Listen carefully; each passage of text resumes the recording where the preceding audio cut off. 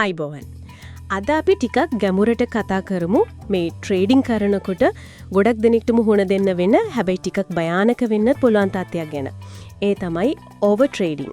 ඒ කියන්නේ අර පාලනයක් නැතුව සමහර වෙලාවට හැංගීම් වලට මුල් තැන දීලා එක දිගට ගනුදෙනු කරන එක. අපි මේ කතා බහට පාදක කරගන්නේ over trading, psychological control and discipline කියන අධ්‍යයනයක කරුණු කිහිපයක්. විශේෂයෙන් බලමු අර සාර්ථක ට්‍රේඩ් එකකින් පස්සේ එන සතුටට උද්දාමයට තව ට්‍රේඩ්ස් කරන්න හිතන එක ගැන. ඉතින් අපේ අරමුණ මේක හරියට අඳුරගන්න එක, හේතු වෙන මනෝවිද්‍යාත්මක කාරණා මොනවද බලන එක, අන්තරාය තේරුම් ගන්න එක සහ කොහොමද මේකෙන් බේරෙන්නේ කියන එක කතා කරන එක. එතකොට ඇත්තටම මේ ඕවර් ට්‍රේඩින් කියන එක වෙන්නේ කොහොමද? හිතන්නකෝ අපි හොඳ ලාභයක් එක ට්‍රේඩ් එකක් ක්ලෝස් කරා කියලා. ඊට පස්සේ එනව නේද අර අදහස. අද දවස හොඳයි වගේ. මාකට් එකත් හොඳයි. මේ ෆ්ලෝ එකීම තව එකක් දැම්මොත් හරි වගේ එකක්. හරියටම. එතනදි වෙන්නේ අර තමන්ගේ ස්ට්‍රැටජි එකට විශ්ලේෂණයට වඩා අර ඒ වෙලාවේ දැනෙන හැඟීමට ඉඩ දෙන එක. සමහර විට chart එකක් බලනවා ඒත් හරිම ඉක්මනට හිතෙන විදිහට stop loss take profit level එහෙම දානවා. ඒ කියන්නේ කලින් හිතාගෙන හිටපු risk management plan එකත් වෙනස් කරනවා. අනිවාර්යයෙන්. තමන්ම හදාගත්ත trading plan එක සම්පූර්ණයෙන්ම පැත්තකට විසිවලා යන්න පුළුවන්.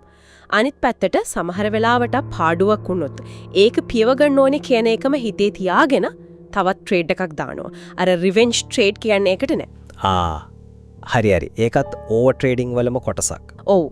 මේ හැසිරීම් පිටිපස්සේ තියෙන මානසික හේතු ගැනත් අර මූලාශ්‍රය හොඳට පැහැදිලි කරනවා. එකක් තමයි අර කිව්ව වගේ ego driven revenge trading. ඒ කියන්නේ අර මාන්නය පාඩුවක් වුණාම නෑ මම මේක හරි ගස්සනවාමයි කියන තැනට එනවා. තර්කයට ඉඩක් නෑ එතකොට. අනික තමයි දිනුවම එන අධික විශ්වාසය.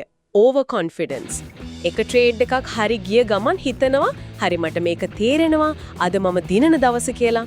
එහෙම හිතලා සමහර විට අනවශ්‍ය විදිහට ලොකු රිස්ක් ගන්නවා ඊළඟ ට්‍රේඩ් එකේ. ඒකත් භයානකයි. තව දෙයක් තියෙනවා අර නිකම් ඉන්න බැරිකම. එහෙම නැත්තම් මාකට් එකේ මොන හරි වෙනව දකිද්දි අයියෝ මට මේක මිස් වෙනවා කියන බය. FOMO, fear of missing out. අවස්ථාවක් මගහැරේවි කියන බය. ඔව්. ඒක නිසාත් සමහරු බලෙන් වගේ ට්‍රේඩ්ස් හොයනවා. හොඳ සෙටප් එකක් නැතුවත් ට්‍රේඩ් කරනවා. මේ ඔක්කොම ඇවිල්ලා අන්තිමට එකතු වෙන්නේ අර ස්වයං පාලනයක් විනියක් නැතිකම කියන තැනට. පැහැදිලි. ඒ කියන්නේ දිනුවත් ප්‍රශ්නයක් වෙන්න පුළුවන්, පෙරදුනොත් ඒක තවත් දරුණු වෙන්නත් පුළුවන්. ඉතින් මේ විදිහට පාලනයක් නැතුව ට්‍රේඩ් කරන්න ගියාම මොන වගේ හානිද වෙන්න පුළුවන්?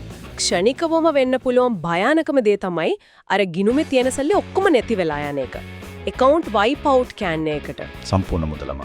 ඔව් සම්පූර්ණ මුදලම වුණත් නැති වෙන්න පුළුවන්. ඊට අමතරව මේ වගේ දිගටම පීඩනයකින් වැඩ කරනකොට මානසිකව හැම්බත් වෙනවා, mental burnout එක එනවා, තීරණ ගන්න එක හරියට කරගන්න බැරි වෙනවා, trading plan එකට පිටින් වැඩ කරනවා. ඒ ක්ෂණික බලපෑම. එතකොට දිගුකාලීනව බලපෑම ඊටත් වඩා දරුණුයි. තමන්ගේ ට්‍රේඩින් හැකියාවන් ගැන තියෙන විශ්වාසය ටිකෙන් ටික අඩු වෙලා යනවා. මොකද දිගටම වෙන්නේ හැංගීම් වලට ඉඩ දීලා කරන ට්‍රේඩ්ස් නිසා පාඩු වෙන එකනේ. එතකොට අර විනිං රේෂියෝ, ඒ කියන්නේ සාර්ථක ගනුදෙනු වල අනුපාතය ඒක පහළ බහිනවා. එතකොට ස්ට්‍රැටජි එක කොච්චර හොඳ වුණත් වැඩක් නැති වෙනවා. හරියටම හැංගීම් විසින් ස්ට්‍රැටජි එක යටපත් කරනවා. අන්තිමට වෙන්නේ වෙළඳ පොළ ගැනත් Taman ගැනත් කලකිරින එක. එහෙනම් මේක සෑහෙන්න බරපතල තත්ත්වයක්. කොහොමද මේ ඕවර් ට්‍රේඩින් කියන උගලෙන් බේරෙන්නේ? එහෙම නැත්නම් මේකට වැටිලා ඉන්න කෙනෙක්ට ගොඩ එන්න මොනවද කරන්න පුළුවන්? ඒකට උදව් වෙන ප්‍රායෝගික දේවල් කීපයක් තියෙනවා. එකක් තමයි ට්‍රේඩ් ජර්නල් එකක් හරියට මේන්ටේන් කරන එක. ඒ කියන්නේ කරන හැම ට්‍රේඩ් එකක් ගැනම ලියන එකද? ඔව්. ඇයි ඒ ට්‍රේඩ් එක ගත්තේ? කොහෙන්ද එන්ටර් උනේ? කොහෙන්ද එක්සිට් උනේ? ඒ වෙලාවේ තිබ්බේ මානසික තත්ත්වය මොකද්ද? ඔය වගේ දේවල් සටහන් කරගන්න එක. එතකොට Tamanටම පේනවා Taman හැංගීම් වලට වහල් වෙලා තීරණ අරන් තියෙන්නේ කොයි වෙලාවේද කියලා. තමන්ගේ පැටර්න්ස් අඳුර ගන්න පුළුවන්. ඒක හොඳ උපක්‍රමයක් වඩේ. තමන්ගේ වැරදි තමන්ම දෙක ගන්න පුළුවන්. තව මොනවද? දවසකට එහෙම නැත්නම් සතියකට කරන ට්‍රේඩ්ස් ගානට ලිමිට් එකක් දාගන්න එක. සීමාවක්. ඩේලි ට්‍රේඩ් ලිමිට් එකක් වගේ. ඔව්. ඒ සීමාවට ආවට පස්සේ එදාට ට්‍රේඩ් කරන එක නවත්තනවා. ඊට පස්සේ මාකට් එකේ මොන දේ වුණත් බලන් ඉන්නවා මිසක් ට්‍රේඩ් කරන්නේ නැහැ. එකකින් අර හදිසි තීරණ ගන්න එක නතර වෙනවා. අනිත් වැදගත්ම දේ තමයි ඉවසීම. patience. බලෙන් ට්‍රේඩ්ස් හොයන්නේ නැතුව තමන්ගේ ස්ට්‍රැටජි එකට හරියටම ගැලපෙන හොඳ සෙටප් එකක් එනකල් ඉවසීමෙන් බලාගෙන ඉන්න එක. හැම වෙලේම මාකට් එකේ ඉන්න ඕන නෑ කියන එක. අනිවාර්යෙන්ම quality over quantity.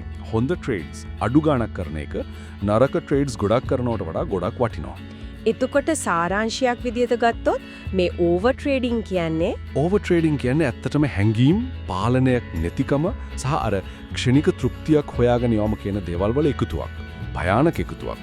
හැබැයි සාර්ථක වෙන්න නම් දිගු කාලීනව මේ වෙළඳ පොලේ රැඳී ඉන්න නම් අවශ්‍ය වෙන්නේ විනය, පැහැදිලි ක්‍රමෝපායක් සහ ඉවසීම.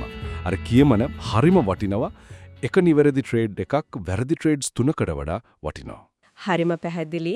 එතකොට ඕවර් ට්‍රේඩින් කියන්නේ ඇත්තටම සැලසුමකට වඩා හැංගීම් පස්සේ යන මනෝවිද්‍යාත්මක උගුලක්. ඔව්. වෙළඳ පොලේ සාර්ථක වෙන්න මාකට් එක ගැන දැනුම විතරක් මදි. තමන්ගේ හිත පාලනය කරගන්න එක, හැංගීම් කළමනාකරණය කරගන්න එක කොච්චර තීරණාත්මකද කියන එක මේකෙන් හොඳටම පේනවා. අවසාන වශයෙන් මේ ඊතන දෙයක් ඉතුරු කරන්න වෙළඳ පොල්ලට පිවිසෙනකොට තමන්ගේම හිතේ තියෙන සිතුවිලි රටාවන්, හැංගීම් මතුවෙන විදිය මේවා ගැන ගැඹුරින් අවබෝධ කරගන්න උත්සාහ කළොත් ඒක වෙළඳ පොලේක ගනුදෙනු කරන සමස්ත විදිහම වෙනස් කරන්න හේතුවක් වෙන්න බැරිද?